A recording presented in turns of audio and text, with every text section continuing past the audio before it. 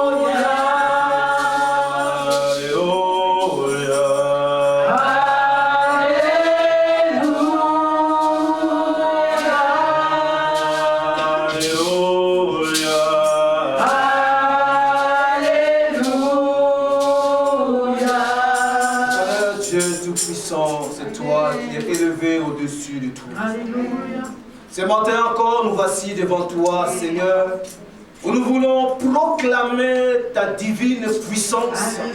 Nous voulons élever ton nom qui est élevé déjà au-dessus de tout nom, qui se peut nommer non seulement dans ces siècles présents, mais même dans le siècle à venir. Je veux encore élever ton nom, Seigneur, ô Dieu, sur cette terre. Ton nom qui est élevé dans les cieux, sur la terre et sous la terre. C'est ce nom que je proclame encore en ces lieux au nom puissant de Jésus-Christ. Le nom devant lequel tout genou fléchit et toute langue confesse que tu es Seigneur. Le nom devant lequel, Seigneur, tout esprit dans le monde invisible s'agenouille. Le nom devant lequel, Seigneur, personne ni aucun esprit dans le monde visible ou invisible ne peut résister. Le nom de Jésus-Christ. Le nom qui nous donne la vie, le nom qui nous sauve, le nom qui nous conduit au Père. Le nom que nous avons accepté, c'est le nom que nous proclamons, le nom que nous adorons, le nom qui nous protège, le nom qui nous guérit, le nom qui ressuscite. Le nom de Jésus-Christ. C'est toi qui es en l'honneur ce jour, notre Dieu. Et je vais encore bénir ton Saint-Nom. Père, prends le contrôle de ce moment et que la puissance de ton Esprit Saint conduise ces moments que nous voulons passer encore ensemble dans ta présence, en partageant ta parole, Seigneur, ô Dieu, qui est tout pour nous. Tu nous demandes, Seigneur, de venir nous décharger sur toi de tous nos fardeaux et de recevoir tes instructions, Seigneur. Nous voulons recevoir ces instructions ce matin. Enseigne-nous encore toi-même, par ton Esprit Saint, au nom puissant de Jésus-Christ. Et je proclame en ton nom, Seigneur, l'anéantissement de tout esprit qui est contraire à toi. L'anéantissement de tout esprit qui s'oppose à l'évangile du salut de l'âme de l'homme. L'évangile, Seigneur, qui donne la vie. L'anéantit en ton nom, Seigneur, et au nom de ton pouvoir. Seigneur, tout esprit qui est contraire à toi, au nom puissant de Jésus-Christ. Et je proclame ta domination. Je proclame ton règne. Je proclame ta puissance. Je proclame ta domination, Seigneur. Au nom puissant de Jésus-Christ, Seigneur. Environne-nous de ta gloire, au nom de Jésus. Amen. Amen. Bonjour à tout le monde. Comment je bénis Dieu pour cette grâce qui m'est accordée aujourd'hui de partager la parole. Avant toute chose, je veux bénir Dieu. Je dis merci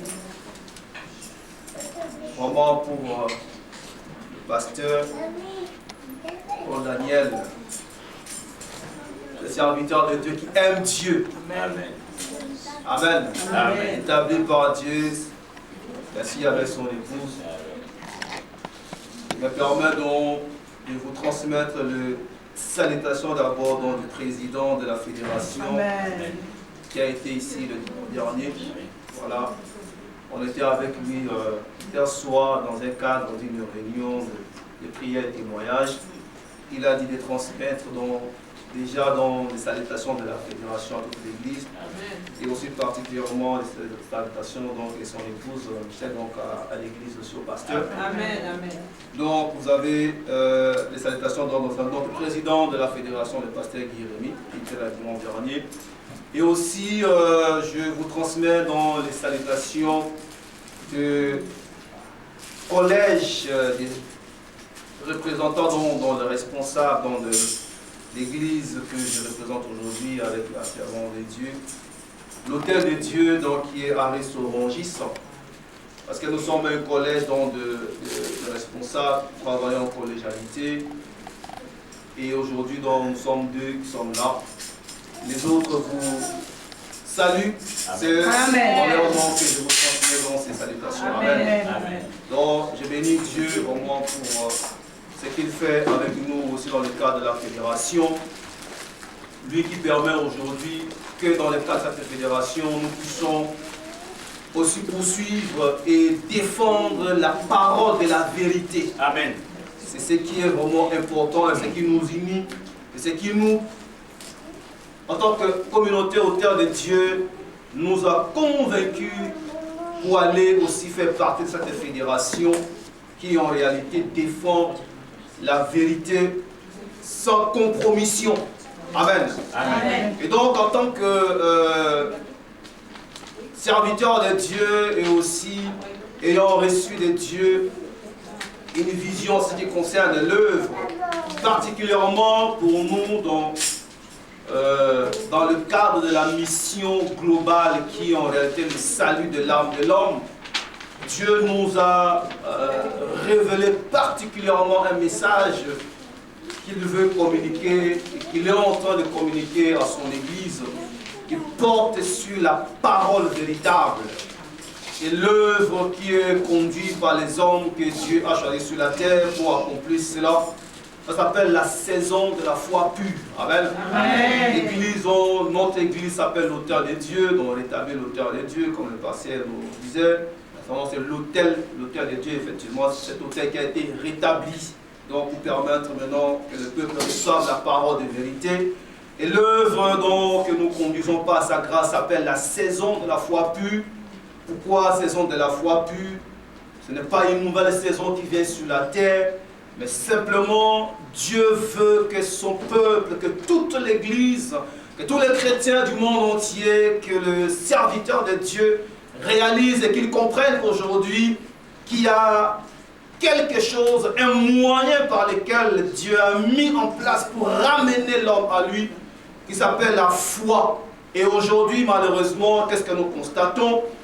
La notion ou le concept donc de la foi véritable, c'est la pensée de Dieu, a été dévié malheureusement et fait en sorte que beaucoup de nos frères et des serviteurs de Dieu ou même des chrétiens n'ayant pas une bonne compréhension ou n'ayant pas saisi le but véritable ou principal de la foi, vont parfois entrer dans des déviations et ça amène toutes sortes de dérives que nous voyons dans nos églises aujourd'hui. Donc, c'est ce que Dieu nous met à cœur et c'est ce que nous poursuivons dans le cadre de l'œuvre globale du salut de l'âme de l'homme. On se tient des nouvelles de la concrétisation, annoncer la parole de la vérité et défendre la foi véritable. Pourquoi la foi véritable? Quelle est la différence entre ce que nous entendons aujourd'hui, la foi, et nous connaissons bien parce que c'est un sujet ou un thème qui est tellement traité, abordé sous différentes manières, des livres ont été écrits là-dessus, mais nous constatons que ça reste quand même un concept qui est très complexe et Dieu aimerait que chacun de nous puisse saisir le concept de la foi, non pas selon l'entendement de l'homme, mais selon la pensée véritable de Dieu. La notion de foi, parfois, aujourd'hui, est définie par l'homme, mais ce concept aussi est révélé par Dieu lui-même. Est-ce que nous comprenons? Amen. La foi vue par l'homme aujourd'hui, quand on demande à un chrétien, comme aujourd'hui après l'église, c'est quoi la foi? Généralement, cette définition que nous connaissons bien, la foi est une ferme assurance des choses qu'on espère, la démonstration de celles qu'on ne voit pas. Et on va les prouver par des choses que nous avons vécues, ou des choses que nous avons reçues, ou des choses que nous espérons avoir. et expérimentée et qui généralement tourne autour de nous-mêmes. Ça concerne notre vie directement, soit que je suis malade et que par la foi Dieu va me guérir. Il est fait, gloire à Dieu, et il le fera encore davantage. Soit que par la foi Dieu m'a béni, j'ai telle chose, il le fait, gloire à Dieu, nous bénissons Dieu et il va continuer à le faire. Amen. Mais maintenant la foi, ça c'est la foi généralement vue par l'homme. C'est ce que nous connaissons et nous venons pour Dieu, nous demandons des choses par la foi, donne-moi ceci par la foi. Si tu as la foi, tu auras et la foi. Et c'est ce que nous passons notre temps à enseigner au peuple de Dieu en tant que serviteur de Dieu. Et la foi, tu auras, avec la foi, tu auras telle chose. Et ce n'est pas faux parce que Dieu accorde à ses enfants, même à ses serviteurs, toutes ces choses. Amen. Et ça, c'est la foi vue par nous, hommes, sur la terre. Mais maintenant, qu'est-ce que Dieu lui pense de la foi? La foi vue par Dieu, comment est-ce qu'il le définit? Et c'est à ce moment-là que nous allons nous rendre compte que, malheureusement, nous risquons, si nous n'avons pas la conception réelle de la notion de foi selon la pensée de Dieu, d'avoir tout ce dont nous avons besoin pour notre vie sur la terre et malheureusement passer à côté de ce pourquoi Dieu a envoyé la foi sur la terre. Amen. Amen. Et c'est ça que Dieu veut que nous puissions comprendre et saisir. La foi véritable selon la pensée de Dieu, ça vise quoi? Qu'est-ce que Dieu, quand il envoie la foi sur la terre, pourquoi? Quel est le but pour lequel Dieu a envoyé la foi? Est-ce que la foi est terrestre ou céleste? Qui a inventé la foi? La foi vient de qui? Est-ce que nous comprenons? Parce qu'aujourd'hui, quand nous, souvent hommes de Dieu, on se tient devant, on dit allez, reçois la foi, on a comme l'impression que la foi, c'est nous qui donnons cela. Et je vous apprends ce matin que c'est faux. Amen. La foi ne vient pas de l'homme de Dieu. Ce n'est pas l'homme de Dieu qui donne la foi. Amen. Quand nous lisons d'ailleurs dans la parole, la Bible dit que la foi vient de ce qu'on entend. Et ce qu'on entend vient de la parole de Dieu. Donc la foi en réalité vient de Dieu. Amen. Et celui qui reçoit la foi véritable, c'est ce cœur-là qui a accepté véritablement cette parole. Et la foi qui vient de Dieu a un but. Le but principal de cette foi, c'est le salut de l'âme de l'homme. Amen. Amen. Est-ce qu'on peut ouvrir nos Bibles dans Ephésiens chapitre 2? Ephésiens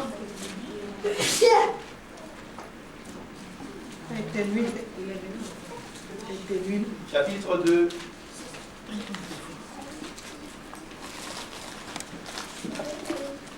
C'est le verset 8.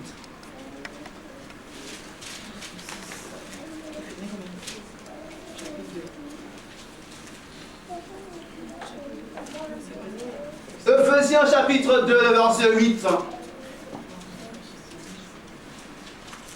Et car c'est par la grâce que vous êtes sauvés par le moyen de la foi, et cela ne vient pas de vous, c'est le don de Dieu. Amen. Amen. Amen. C'est par la foi que vous êtes sauvés. Et ça, c'est la foi vue par Dieu. Amen. Amen. Ça, c'est la foi selon la pensée de Dieu. Il donne la foi pour que moi, je sois sauvé. Et cela ne vient pas de moi, mais vient du don de Dieu. C'est une grâce. Amen. Amen. La foi véritable. La foi vue par Dieu, c'est la parole qui est enseignée au cœur de l'homme, afin qu'il réalise son état d'homme pécheur, qui est séparé de Dieu, et dont Dieu a mis en place un moyen afin de le ramener à lui. Amen. Si la foi c'est un moyen qui va te permettre de retourner à Dieu, nous allons constater que qu'est-ce qui nous a séparés de Dieu? Qui peut répondre à cette question? Il y a bien qu'on participe. Amen. Péché. Qui nous a séparés de Dieu? Qu'est-ce qui nous a séparés de Dieu? Le péché. Le péché. Mais maintenant Dieu dit que la foi va être le moyen qui va te permettre de retourner à qui? À lui. À lui. Est-ce que nous comprenons? Donc en réalité la foi, ou la vie de foi va permettre que l'homme puisse quitter la chose qui lui a séparé de qui? De Dieu, afin maintenant qu'il retourne à qui? À Dieu. Je réponds. Qu'est-ce qui nous a séparés de Dieu? Le péché. Le péché. Maintenant, Dieu dit que la foi, c'est le moyen qui va te permettre de retourner à qui? À lui. Est-ce que l'homme pécheur peut retourner à Dieu? Non. Pourquoi? À cause du péché. À cause du péché. Maintenant, Dieu te dit que par la foi, tu vas retourner à qui? À Dieu. À Dieu. Donc la foi ou la vie de foi, c'est un temps où Dieu va t'apprendre à quitter ton péché. Ou à quitter tout ce qui est en toi et qui t'empêche de retourner à qui? À lui. À lui. Est-ce que nous comprenons? Amen. C'est ça la foi vue par qui? Par Dieu. Vue par Dieu. Donc pour Dieu, quand il te dit, je te donne ma foi, il dit, je te donne le moyen qui va te permettre de quitter tout ce qui est en toi et qui t'a séparé de moi, Dieu. Tout ce qui était en toi et qui empêche que tu reviennes à moi. Tout ce qui est en toi qui empêche que tu sois encore appelé mon fils, ma fille. C'est ça la foi vue par qui? Vue par Dieu. Et cet aspect de foi, généralement, nous l'ignorons. Parce qu'on a tellement, on vit dans un monde où le péché, on vit tellement les conséquences du péché que nous ne poursuivons plus la foi qui a pour but de nous ramener à Dieu, mais nous avons la foi pour obtenir des choses et améliorer notre condition sur la terre. Amen. Dieu nous accorde ces choses, il nous accorde la guérison, il va encore le faire. Il guérit, il bénit, et je prie d'ailleurs qu'il bénisse davantage cette communauté, que ça s'agrandisse, qu'il donne tous les moyens possibles au nom de Jésus-Christ. Mais maintenant aussi, il est de mon devoir de vous annoncer ce matin que ne vous limitez pas seulement à cela, et que ayez la foi, non seulement pour ces choses, mais plus encore pour retourner à Dieu. Alléluia. Pourquoi? Parce que dans ce passage de Hébreu dont nous tous nous connaissons bien la définition, Hébreu chapitre 11 verset 1, si nous remontons juste dans Hébreu chapitre 10, le verset 38, on va voir quelque chose de très fort. Avant d'arriver à Hébreu 11, 1, que nous connaissons tous, la foi c'est démontre les choses que nous ne voyons pas, il y a quelque chose de très fort, et c'est ça la foi vue par qui? Par Dieu. Dans Hébreux chapitre 10, le verset 11, pardon, le verset 38 et le verset 39, avant de donner la définition de la foi que nous connaissons, écoutons ce que la Bible nous dit. Verset 38, dans tous nos Bibles. Il a dit, et le juste vivra par la foi, mais s'il se retire, mon âme ne prend pas plaisir en lui. Et le verset 39, nous ne sommes pas de ceux qui se retirent pour se perdre, mais de ceux qui ont la foi pour sauver leur âme. Amen. Ça c'est la foi vue par qui? Dieu. Maintenant, voir la foi qui est vue par l'homme, malheureusement mal interprétée par l'homme, verset chapitre 11, verset 1. Or la foi est une ferme assurance des choses qu'on espère, une démonstration de celles qu'on ne voit pas. Est-ce que nous comprenons? Maintenant, est-ce que vous savez que cette Bible a été en réalité délimitée par des chapitres et des versets pour permettre une compréhension, n'est-ce pas? Maintenant, quand on parle de verset 39 et qu'on lit la suite du chapitre 1, chapitre 11, le verset 1, on va comprendre qu'est-ce qu'en réalité nous devons démontrer. Si on te dit dans le verset 39, nous ne sommes pas de ceux qui se retirent pour se perdre, mais de ceux qui ont la foi pour sauver leur âme. Le verset 1, chapitre 11. Or, la foi est une ferme assurance de choses qu'on espère, une démonstration de celles qu'on ne voit pas. Il s'agit de quoi alors? La sanctification. Mieux encore, qu'est-ce que tu vas démontrer? Ton amour pour Dieu. Qu'est-ce que tu vas démontrer? La fidélité. La fidélité. L'expression de la vie de Dieu. C'est ça qu'on va démontrer en réalité. Puisque nous ne sommes pas de ceux qui se retirent pour se perdre, mais nous avons la foi pour sauver notre âme. Et ensuite, oh, la foi, C'est une ferme assurance de choses qu'on espère. On espère en quoi? Notre espérance, l'espérance de l'homme de foi, c'est quoi? La vie éternelle. La vie éternelle.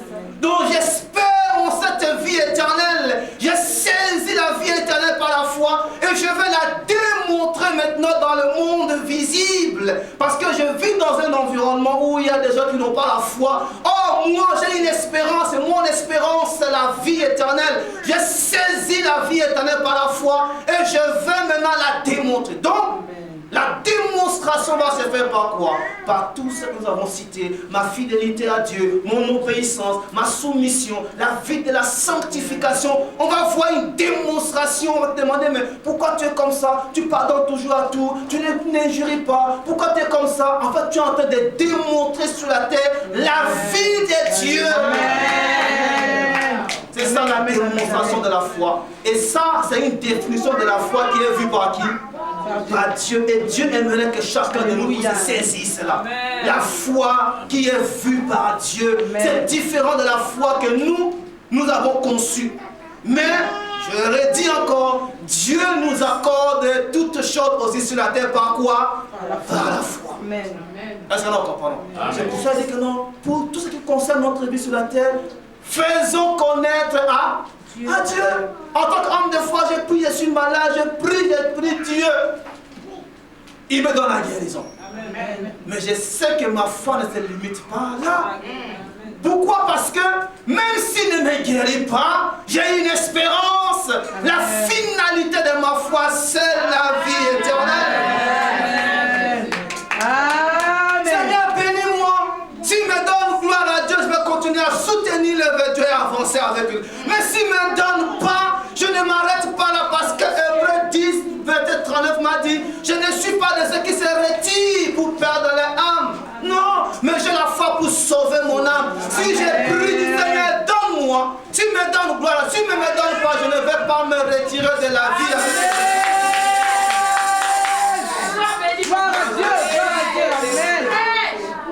Je vais continuer la vie avec Dieu. Parce que ma foi ne s'arrête pas là. Amen. Ma foi, ça va au-delà de ce que Dieu peut me donner. Ma foi, ça va au-delà de ce que je peux vivre sur la terre. Est-ce que nous comprenons? C'est pour cela que les gens comme Lazare, ils sont entrés dans la vie. Est-ce que tu as entendu pauvre ou riche? Le pauvre Lazare.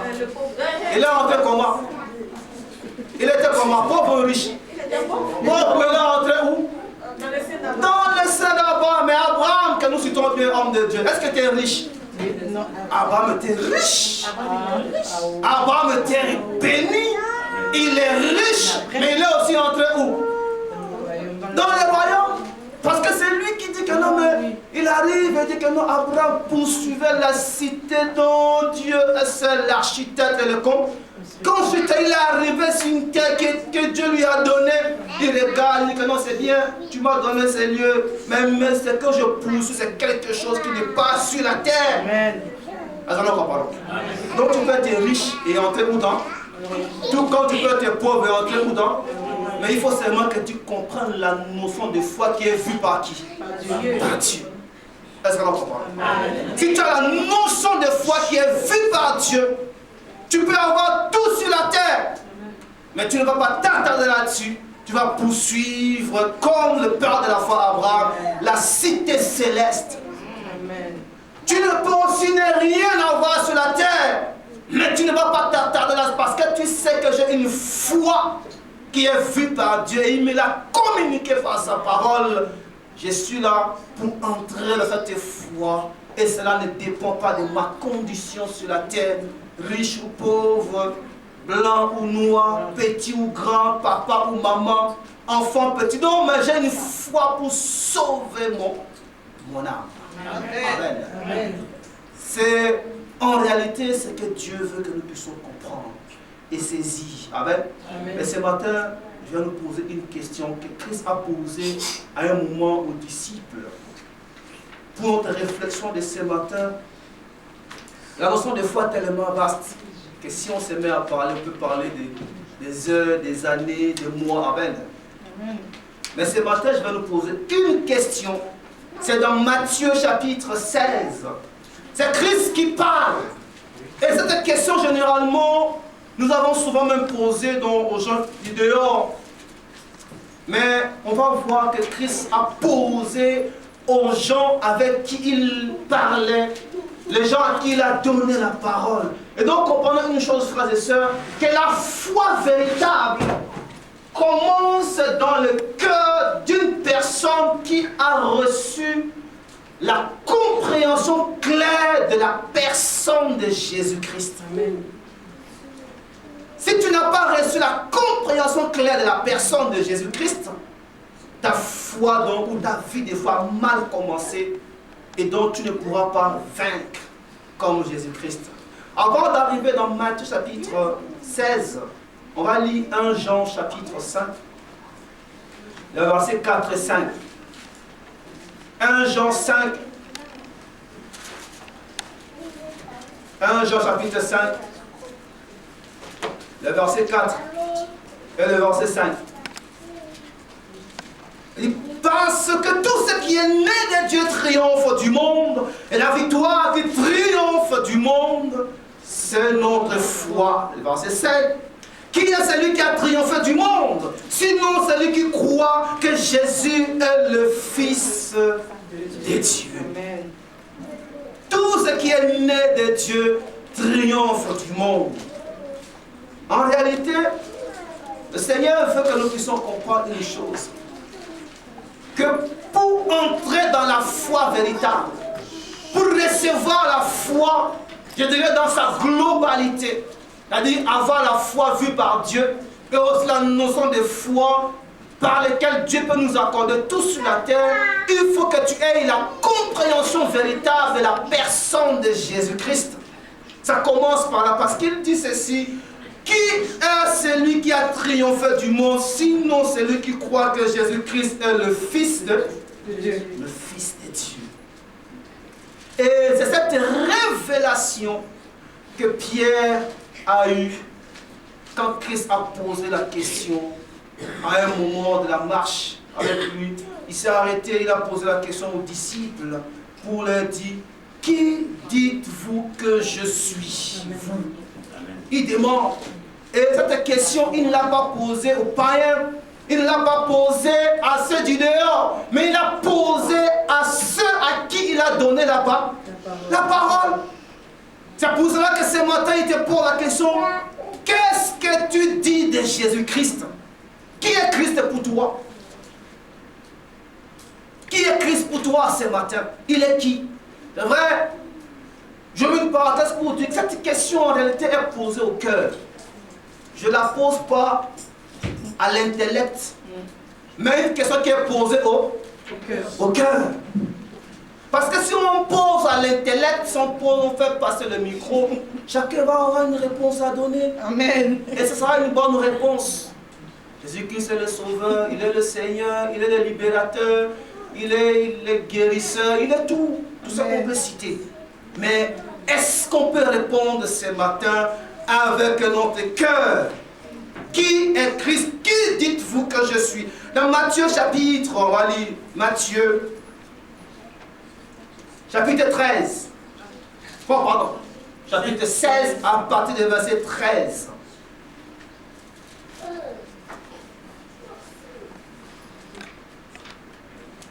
L'importance du concept de qui est Jésus-Christ. Nous allons voir donc que Christ dit à ses disciples, il demande, qu'est-ce que les gens pensent de moi?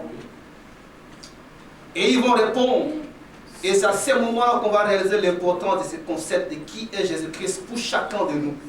Matthieu 16, le verset 13. Jésus étant arrivé dans le territoire de César et de Philippe, demanda à ses disciples, qui dit-on que je suis? Moi, le Fils de l'homme. Verset 14, ils répondirent, les uns disent que tu es Jean-Baptiste, les autres Élie, les autres Jérémie ou l'un des prophètes.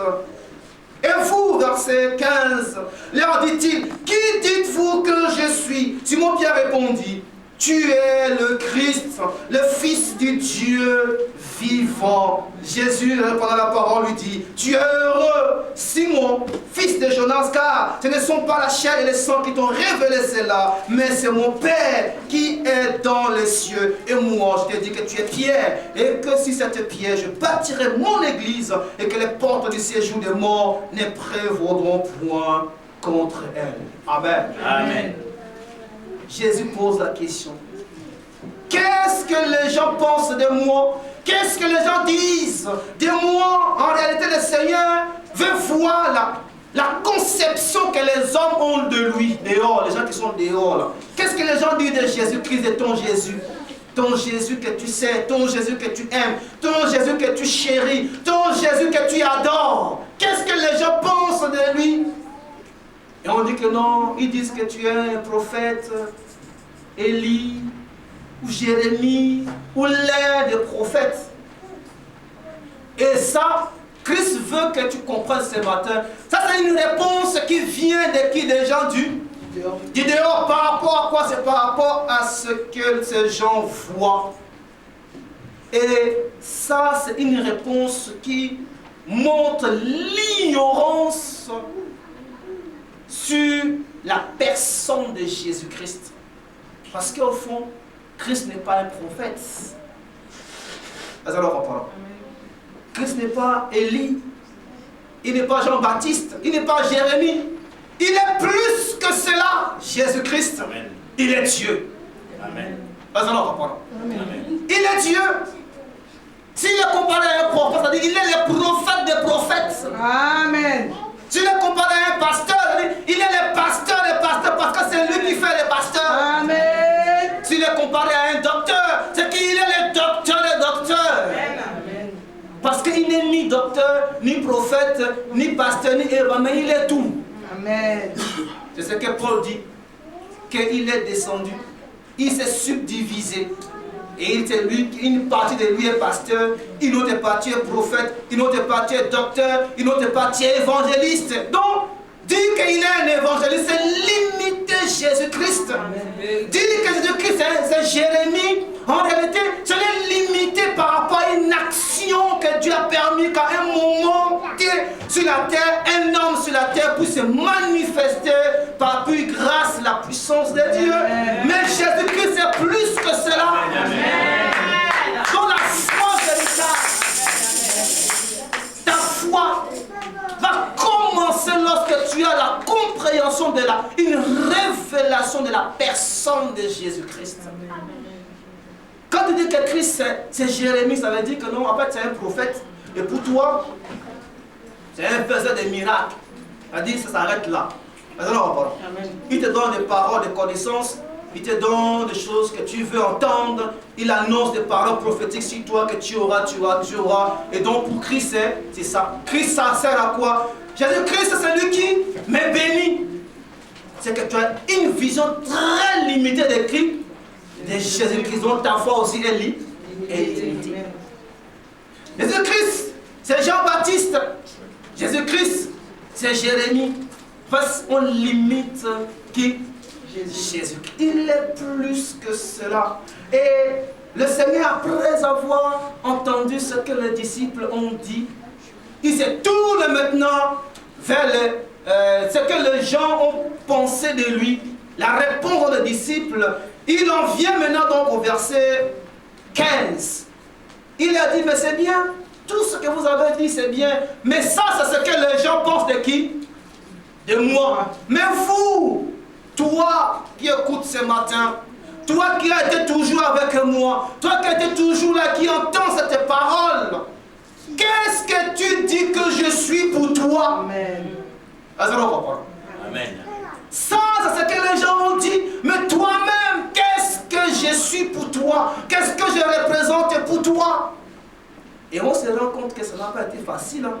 N'est-ce pas? Ça n'a pas été facile parce que c'est des gens qui étaient toujours avec Jésus-Christ. Mais en réalité, personne n'a su répondre. On va dire sauf qui? Pierre. Mais quand nous disons la suite, on va voir que Christ nous dit carrément que non, Pierre, t'es connaissant. En fait, ce genre de réponse, ça ne vient pas de qui? De toi. De toi. Tes connaissances en tant que juif, ce n'est pas de la chair et de sang. En tant que juif, la conception que vous avez dans des dieux, tu ne pouvais pas dire que je suis loin des dieux, le fils du Dieu vivant, parce que vous avez une conception de Dieu. Dieu n'a pas de fils. Dieu est Dieu dans le ciel, ne peut pas venir sur la terre. Dieu ne peut pas se manifester comme ce que je vois là. Mais toi, Pierre, tu as compris quelque chose et cela ne vient pas de qui? De toi, mais cela vient de qui? De mon Père.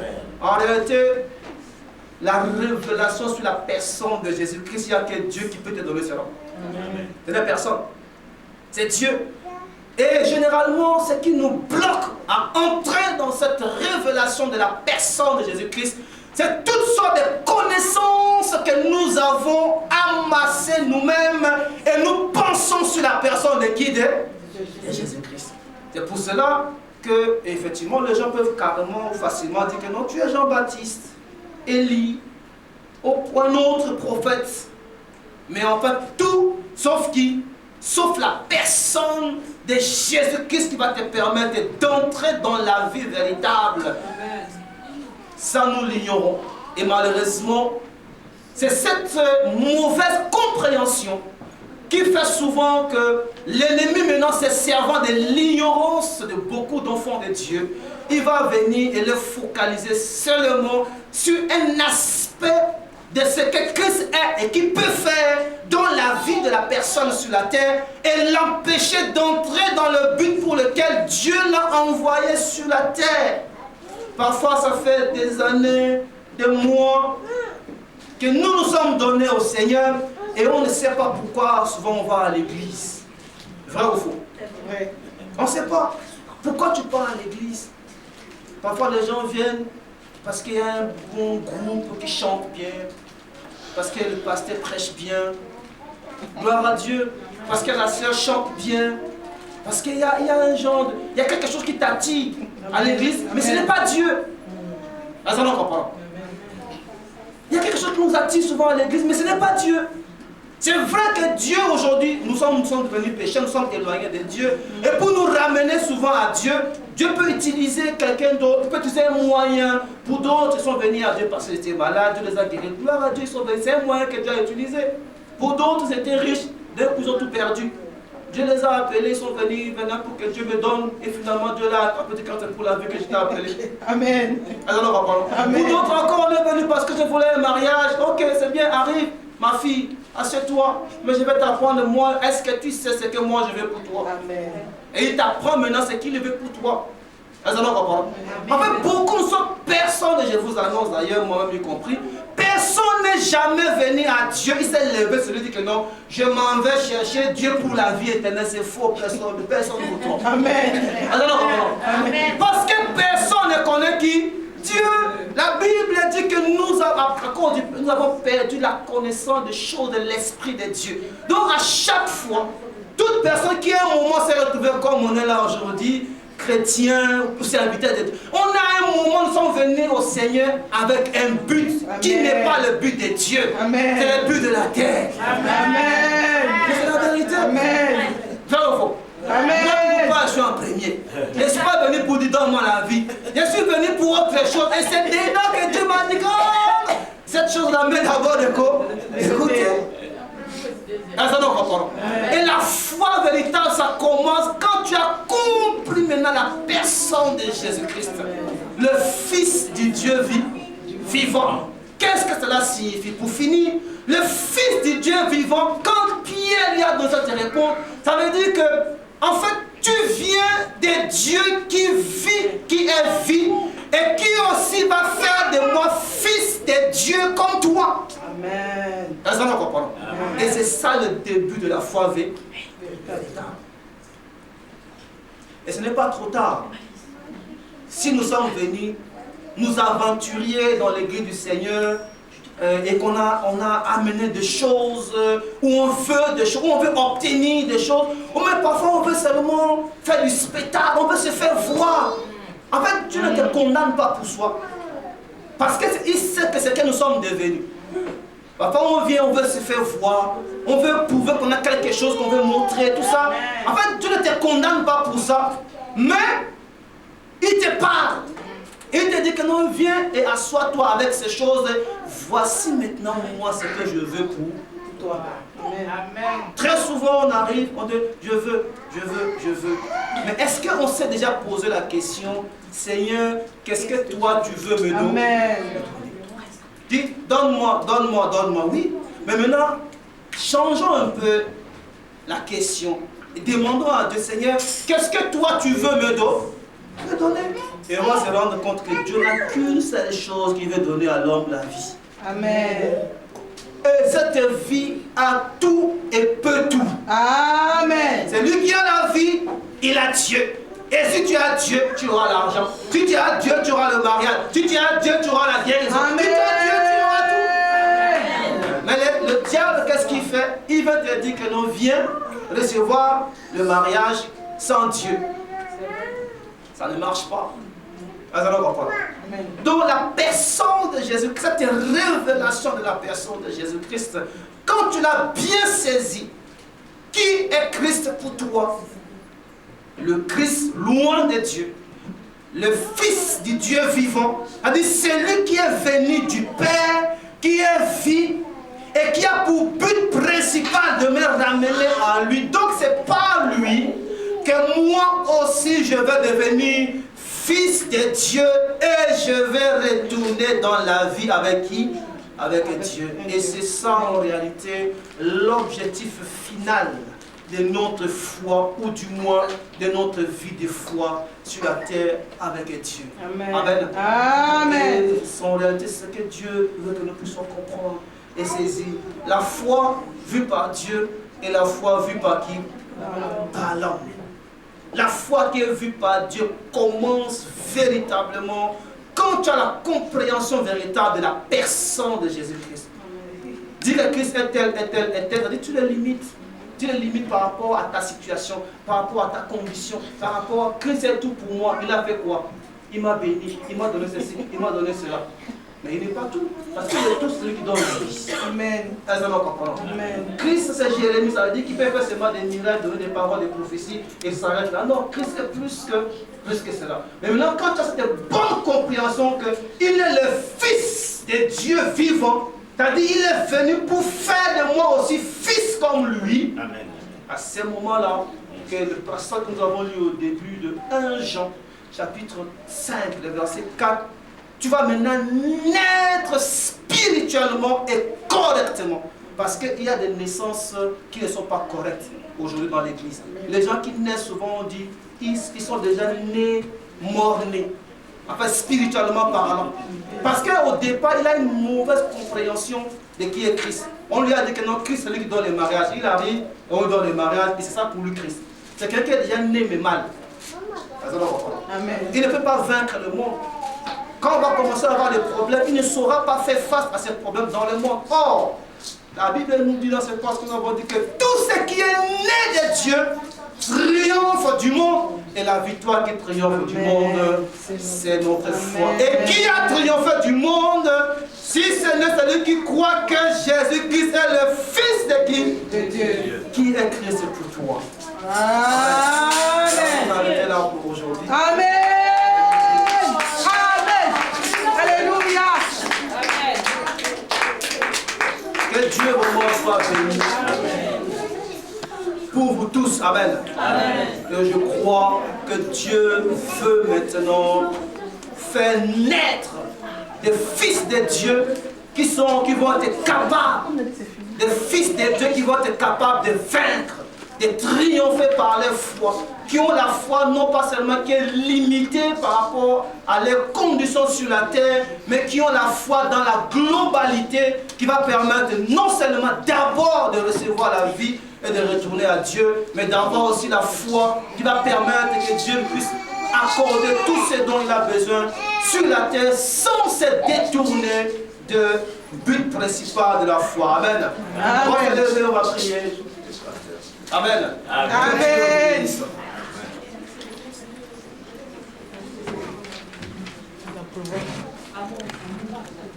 Je vais inviter la servante à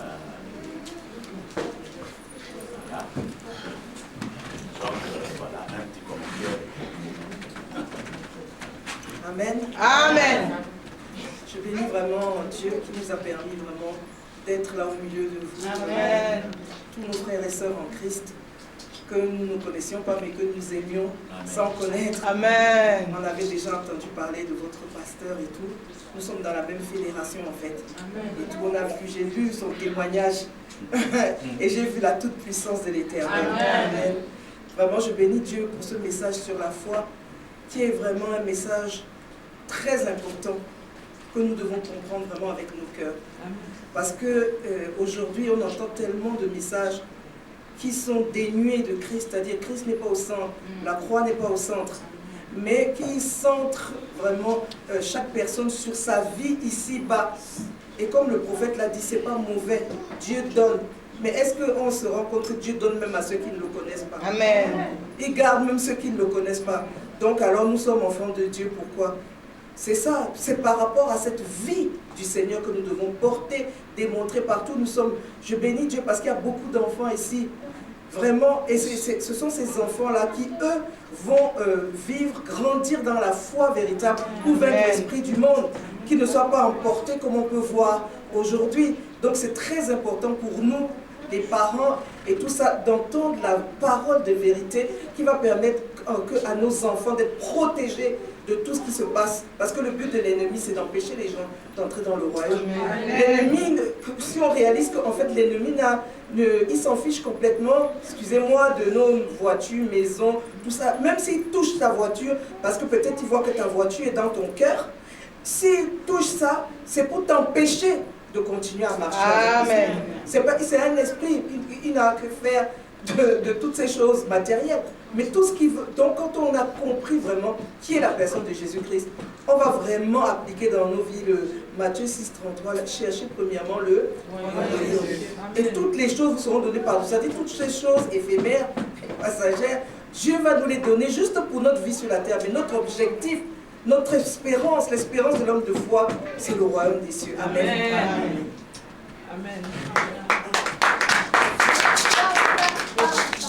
Éternel Dieu Tout-Puissant, Roi de gloire, Père de bonté, de miséricorde, Dieu Tout-Puissant, c'est dans le nom de ton Fils Jésus-Christ que je vais maintenant, Seigneur, élever ma voix.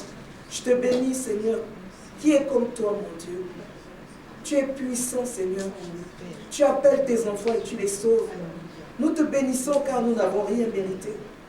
Mais tu es venu nous chercher et nous te connaissons. Et nous avons cette assurance qu'un jour nous serons avec toi, Seigneur. Voilà ce que nos cœurs désirent. Être avec toi, Seigneur. Que nos recherches vraiment aident-nous, Seigneur, à avoir la foi qu'il faut, Seigneur.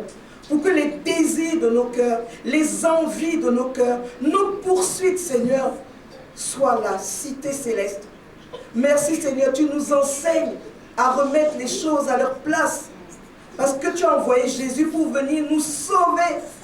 Et cette chose-là, Seigneur, tu veux que nous puissions véritablement la comprendre aujourd'hui, afin de ne pas donner matière à l'ennemi pour nous maltraiter sur cette terre. Mais que nous marchions, quelles que soient les épreuves que nous pouvons traverser, avec le regard fixé réellement sur toi, qui est vie éternelle. Nous marchons vers la cité céleste. Il a dit, Seigneur, ton royaume n'est pas d'ici-bas. Et ceux qui sont avec toi, ils sont comme toi, Seigneur. Leur nation, leur recherche, c'est dans le royaume des cieux. Mon Dieu, je te bénis pour que cette chose-là, Seigneur, soit comprise par nos cœurs. Que nos cœurs comprennent la vie véritable avec toi. Je te bénis, Seigneur, pour cette communauté qui nous a accueillis aujourd'hui. Vraiment, Seigneur, protège et garde tout ton peuple, Seigneur. Éloigne d'eux, Seigneur, toutes les attaques du diable, Seigneur. Que tous les plans de l'ennemi contre cette communauté soient anéantis au nom de Jésus. Amen. Seigneur, tu es puissant, tu es tout puissant. Et tu es en avance sur le diable. Tu vois ce que l'ennemi fait. Mais tu nous as donné aussi de t'invoquer pour anéantir ça. Et nous croyons que par ta toute-puissance, tu as déjà tout anéanti. Amen. Au nom de Jésus. Père, sois béni encore. Garde tout le monde, Seigneur. Et que vraiment tout ton peuple, Seigneur, vive vraiment dans ton amour. Reçoive cet amour dans leur cœur. et que ton nom seul soit élevé, au nom de Jésus-Christ. Amen. Amen. Ces jours,